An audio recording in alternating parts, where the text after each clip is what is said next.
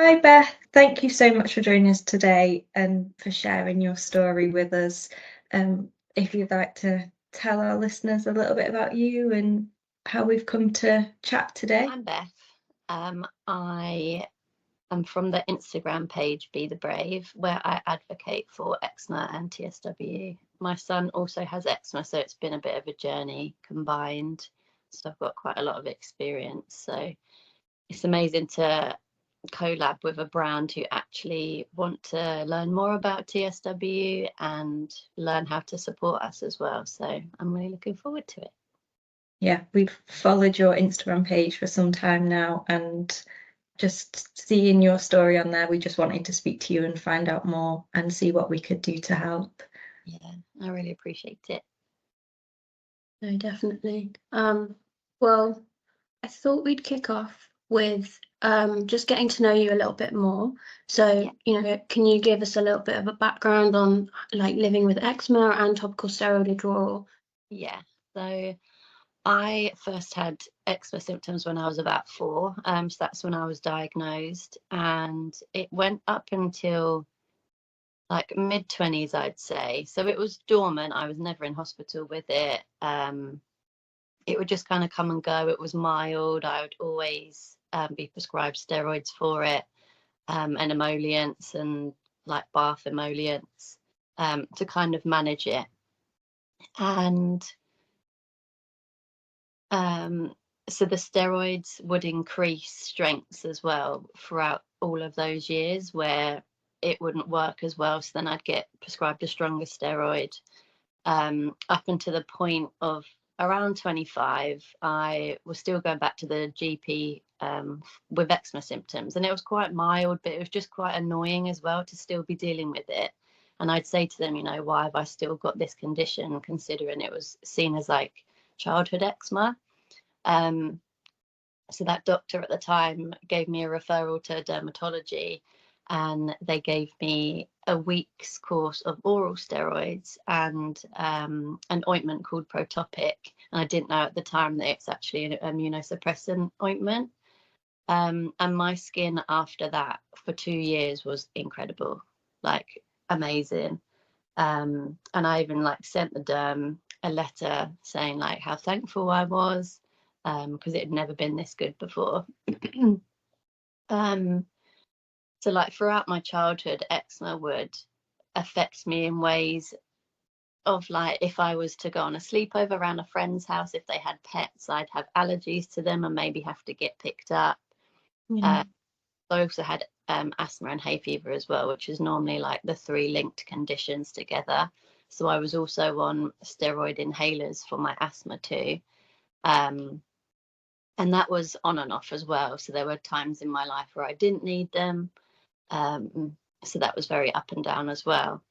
So yeah, through childhood, it was just like this. I want to say the silly things, because to me now looking back they were silly, but maybe at the time they weren't, because I couldn't really be included in them, like wearing makeup and fake tan. And I don't think I got my hair dyed until I was in my 20s, and that was weird because everyone at school was kind of doing them kind of things, and you do feel a bit isolated. But ironically, I think having eczema from such a young age, it gave me like a tough exterior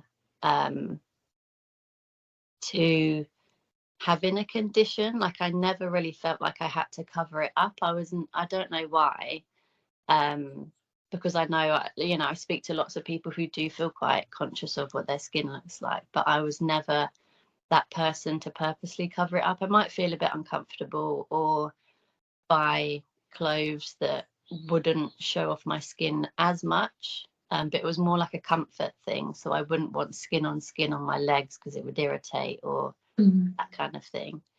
But yeah, it never really affected me too much. The most severe, I'd say, when I was younger would be if I was to have PE, like, or a sports day on the field, and I was allergic to grass, and I'd be in lessons afterwards, and the backs of my legs, like there'd be blood dripping down the backs of my legs because I would have reacted to the grass, and then it would be uncomfortable for a while. But I remember even me and my friends going to the toilet and getting like wet paper towel and just holding it on there, and it was kind of just a normal thing. So yeah, it never really affected me massively. So after them 2 really good years, after having the week's oral steroid and the Protopic, I thought, maybe this is the time where it's going to go away. And then late 20s is kind of when it came back, and stronger steroids were prescribed, and then TSW journey happened. It's good to hear that. I guess it didn't kind of affect you as much when you were younger, in the sense that you built up the mental resilience. Like, for a child, that's really good. And I guess, did you have like quite a nice group of friends, and like were they quite supportive as well? Yeah, like no one really ever seemed to be bothered by it. Yeah. I remember when there was one time I went to like a play scheme in the summer holidays, so I wasn't used to the kids that I was around, and you might need to beep this out, but I was called a scabby bitch. Cool. And that was like a bit of a shock, but I don't think even that bothered me too much, because it was just like, I always had the mentality like, I can't do anything about it. And I didn't really have any friends with eczema and stuff either. So it kind of does baffle me how much resilience I was able to build. Because not seeing anyone around me or in them, like on the telly or anyone like that in conditions was pretty hard, because I was the only one in my family that it really affected, which was quite strange as well, because normally it's like a family kind of condition. But yeah, no, I had really supportive friends, and it never really affected us too much. And then you touched on at the end of that then the TSW journey happened. Yeah. And was it overnight? What was kind of that sort of journey? It was so strange. I was really happy at that time. I was in somewhat of a new relationship, and we took a trip to Dublin, and I didn't have my shower gel with me, the one that I would always use. I think it was Oilatum, because I always needed some kind of lube in the shower for my skin, because otherwise I'd get out and it would be really dry. And I just didn't have that one thing with me, but I think I had steroid cream with me, and I had my moisturizer that I relied on.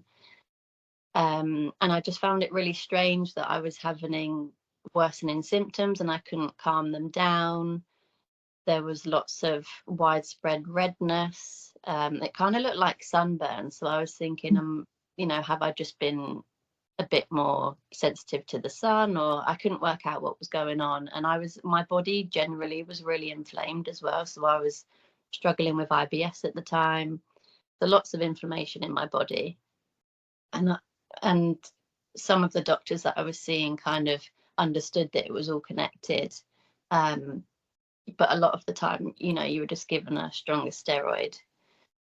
So when I got home from that holiday, I went back to the doctors, and they were just giving me stronger steroids. I think I've only had like a couple of doctor experiences where they've actually said, you've got a lot of inflammation going on, maybe we need to go down the therapy route and kind of look at the root cause of this. But they would still give a steroid like in the meantime to calm down the inflammation. So yeah, so I think it was August 2019, I noticed the worsening symptoms, and it took up until around March of 2020, which is obviously when COVID kicked off. But up and down worsening symptoms, there was dryness and flaking that I just couldn't manage. Like I could constantly be putting moisturizer on, but it would just keep falling. It was crazy. I'd never seen anything like it. Like labels on my clothes were really irritating me, and I was trying on new clothes and thinking, is it because it's new and I haven't washed it, which had never happened to me before. I was getting more sensitive to the sun, so I would burn a lot easier, so I would actually burn through my clothes, which had never happened to me before. So lots of little things. I was a bit more affected with food and drink as well. So I had to be quite careful what I was eating and drinking whilst trying to live generally. And then because COVID happened, I thought, maybe it's the stress from COVID and all of that going on, because I was having therapy at the time. I was going through a lot personally. But yeah, when I went back to the doctors, they were just giving me stronger and stronger steroids. And I went onto Google and just typed in worsening eczema. And that's when I found TSW. And then I went onto Instagram and typed it in there. And that's when I found the community. And thank God I did, because I genuinely don't know where I would be now if I didn't find the community. Yeah, that's just so eye-opening that you had to go to social media, and it just shows the power of the internet and social media, that that's how you found out, and that's changed your life. And it wasn't from a healthcare professional that information came to you. Mm. When you went to your healthcare professional in the first instance and said, I think I have TSW, what reaction did you get? It's just such a weird reaction, because you can tell that they're kind of trained not to say, no, it isn't that. So they want to be quite open and mindful of your concern, but they kind of just didn't reply. And they would just kind of change the subject and say like, oh, I think maybe you need some of this, or they just didn't address it. It was just such a weird feeling, like out of body experience, where you just feel invisible. And then that just really eats away at the doubt that you've already got and the confusion that you already have, because you're hoping with everything in you that you don't have this, because there's no quick fix like there was with steroids. Like steroids are like a magic cream when they work for you. So it was like, it sounds very dramatic, but you quickly see the world in a completely different light, because you've grown up to rely on healthcare and the NHS, and we're really lucky to have it. And then suddenly you have something where they actually can't help you, or aren't even acknowledging that it exists.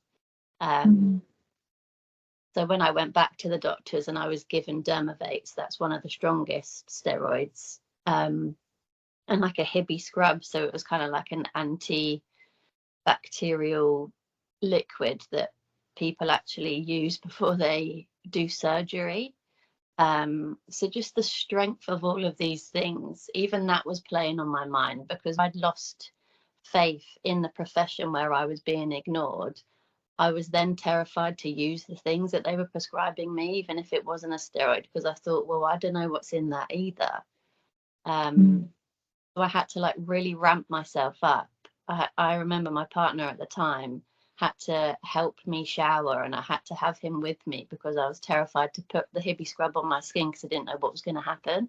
And I reacted badly to it, and it made me so tight that when I lifted my chin like that, my mouth opened on its own, because I was so tight. So, and it's really tricky, because they're prescribing you stuff for eczema.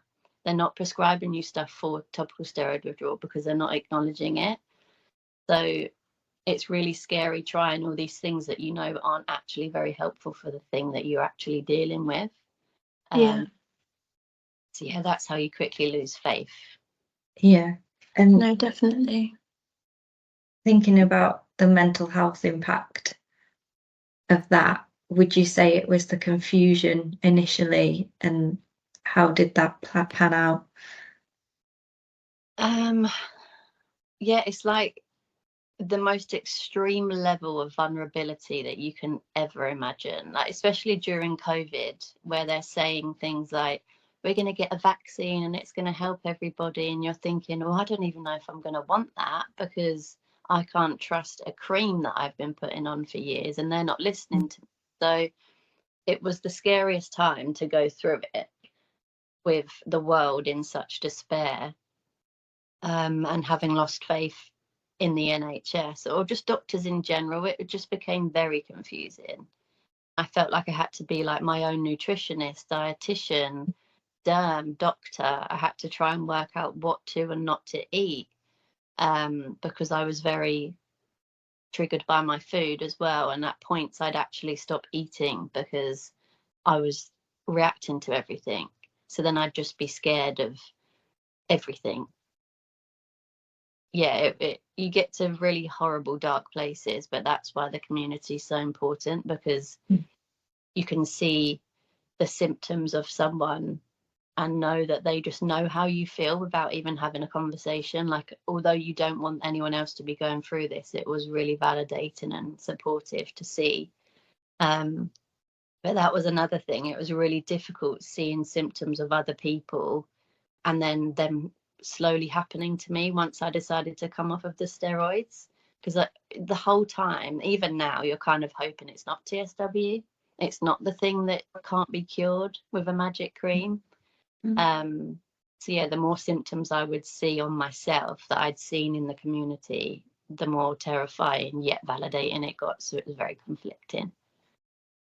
Yeah, I can imagine. I guess when you had TSW, were there any kind of unique challenges you faced yourself? So I think just TSW in general, and only having the community online and people online that are dealing with it, like no one physically around me was dealing with it. So you do feel quite isolated in that respect. But when I was 6 months TSW, I fell pregnant. And I remember thinking to myself, like, how am I going to deal with this on top? And I saw it as a condition. I was thinking, you know, can I do this? Because I'd kind of been avoiding falling pregnant. Like, we were around the time where we wanted to try, but I wanted to be better. But obviously, you know how long you're going to be going through this. And I was 30 at the time. Obviously, like, biological clock is ticking as well. So you're kind of, it's very restricting on life. So yeah, I fell pregnant at 6 months TSW. And I was thinking that it was going to help me get, you know, more help from them because I'm now more vulnerable, but it actually went the other way. And the derm that I was with at the time said, because you're pregnant, there's nothing we can actually do for you now, so we're going to discharge you. And I was terrified because I now had the responsibility of like my unborn baby too. And I didn't know how my skin was going to react, like not knowing whether you're going to be able to hold your baby, or even if your body that looks like it's failing you is even going to be able to go through with a full term of a pregnancy.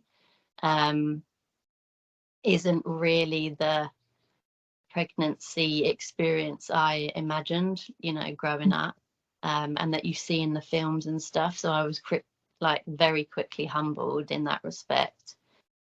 But to be fair, like when I would speak to other people who were pregnant, they do kind of say the same, even if they weren't dealing with skin conditions. It's not all like rainbows and sunshine like it is in films and stuff. So you're humbled like continuously with TSW in so many ways. So because of being pregnant and being scared of medication, I opted for a medication-free birth. But obviously I didn't know, you never know how birth's going to go. So I was very open to that. And there's chances of, I think it's around 20 something weeks where if your baby's quite small, they give you steroid injections. So there was lots of these things that were just terrifying that I would always have to kind of get my head around and think, well, you know, if it's life or death, then I kind of need to do it. And just hope for the best. But luckily that didn't have to happen for me, and I had a really good smooth pregnancy. And I managed to have my medication-free birth, but the pressure of that was just, I wouldn't wish it on anybody. Because it was COVID at the time as well. My partner at the time couldn't come into the hospital when I was in labour until I was 4 centimetres dilated. And not knowing how you're going to endure the pain of labour, that was really terrifying, because you don't want to be on your own and not know how capable you are, because I'm quite squeamish and I faint and stuff with stuff like that. So I was thinking, what if I faint and then I can't advocate for myself and I can't tell them I can't have steroids? And so I would have specific consultants and actually changed midwives because I didn't feel supported with my skin or acknowledged as much as I was or wanted to be. And had consultations with like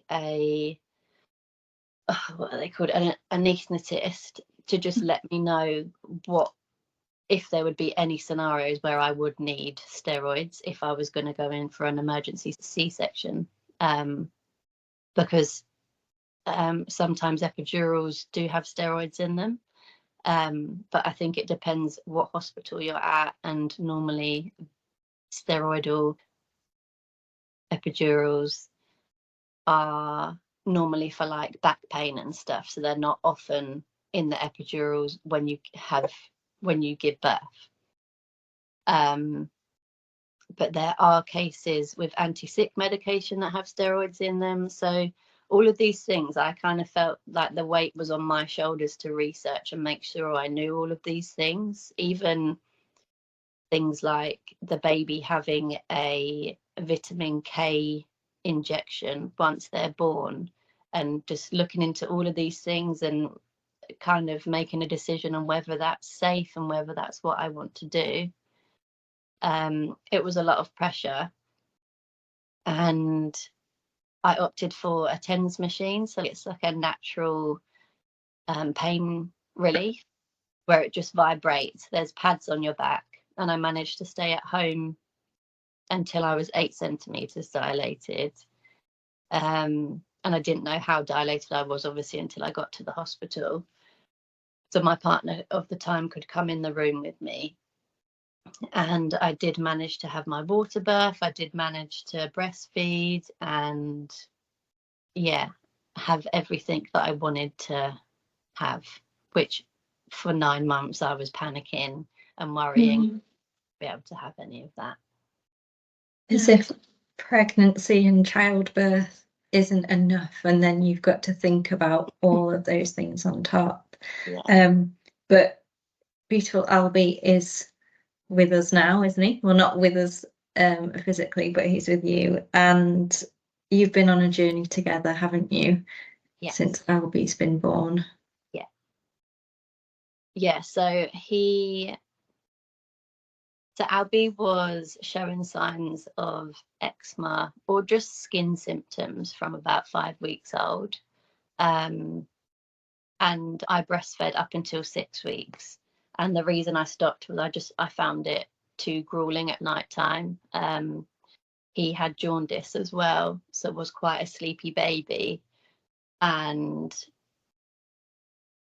yeah, just in the night, I would feed when he cried, obviously, and then I'd put him back down because I needed to sleep, and he'd just wake straight back up. And it was just a bit too much for me. So I went on to formula, which was another thing that was really scary because obviously that's got dairy in it. And I feel like with breastfeeding, I could kind of control what was going into him a little bit more. But then the added pressure of that with what I'm eating, if I needed to take an antihistamine, that was a lot of pressure as well, because I felt guilty taking antihistamines, and even during pregnancy taking antihistamines or antacids when I really struggled. I felt guilty doing all of that because there aren't a lot of studies during pregnancy with medication. So if I went to the pharmacist and said, is it okay if I take this? They'd say, we don't know because there aren't enough studies. So I just felt completely alone a lot of the time. Yeah, so when Albie started showing skin symptoms, obviously I know that babies can get baby acne because they're just getting used to the environment and their skin's reacting. So I was just trying to be calm about it. And then it kind of just progressed. And was on and off, and obviously went to the doctors knowing what they were probably going to say, and they did advise steroids. I don't think he was even 2 months old at the time, so I obviously said no, But going into these appointments and trying to advocate for your child when you're showing signs of TSW and looking really dry and basically looking like I'm not maintaining my own skin properly, and telling them that I don't want to use the medication that they're prescribing probably looks insane, because they're thinking, well, you know, you look like that, you clearly don't know what you're doing. But that's because they're taught one way and they have their protocol. But all of us online and everyone actually dealing with the experience ourselves have learned that, you know, maybe not moisturizing actually really does help. So it was just so daunting going into them appointments thinking I look like an absolute idiot and like I don't know what I'm talking about. And, you know, I have heard of people going through TSW or their children going through TSW and social services taking them away from them. So that was always in the back of my mind and I was terrified. And you kind of feel like you have to appease them in the appointment to kind of get to the allergy tests and the things that you need, because obviously if I went in there saying no to everything they were offering me, I know other people that have been told, well, we can't help you then. So it was really hard to try and work out as parents and feeling very isolated what to accept and not to accept and how to kind of work the appointment to get to the point where we need tests and just like thorough investigation into his skin. And especially being a first-time mum as well, that's a big thing. I speak to a lot of parents, say doctors often kind of say, you know, well, you're a first-time mum, so you don't really know that this is quite normal or this is how protocol works. And it's so insulting because, yeah, I might be a first-time parent, but I also know my baby and like from experiences of my own. It actually took us, I think we tried 7 different formulas in the end, because with the scale of formulas, they start off as like hydrolyzed. So the dairy in the formulas is broken down because that normally helps some babies digest it a bit better. But I just knew that that wasn't going to help. And I tried a couple of them, but you're meant to try them for like at least 2 weeks. And it's trying to deal with a baby with eczema who's like pooing through 3 layers of clothes 4 times a day on top of, you know, then they are dirty, so you need to wash them and you don't want to wash them too often because their skin's sore and my skin's sore and the pressure was just insane. Yeah, so it took about 7 formulas to actually get to a point where they would give me a specific non-dairy formula.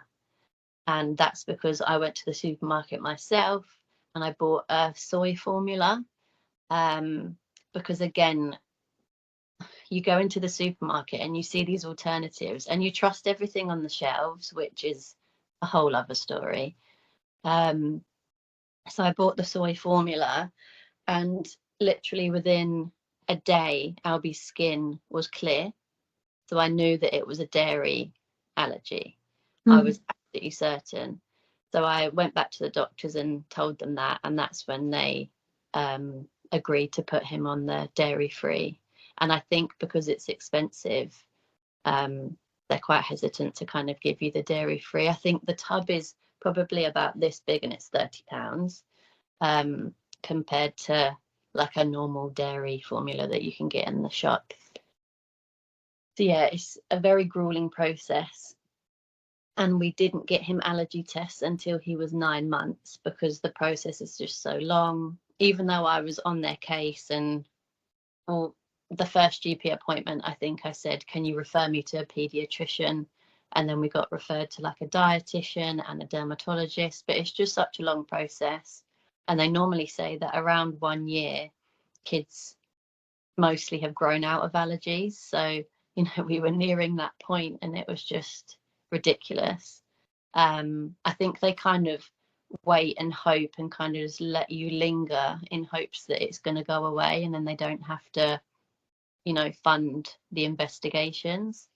But at 9 months, when he did have the allergy tests, it was dairy and egg that showed up, and they were the things that I had noted down that he was allergic to. So it was really validating, really good to like get that confirmation and kind of prove to myself and to them that I knew what I was talking about. Yeah, definitely. It must have been really frustrating for them to invalidate you a little bit at the start and say, well, we know what's going on, but I guess with a skin condition, it's so unique. Everyone's different. So then it's kind of annoying when they must like generalize, like, oh yeah, just use this, it's helped loads of people. But, you know, that doesn't always work.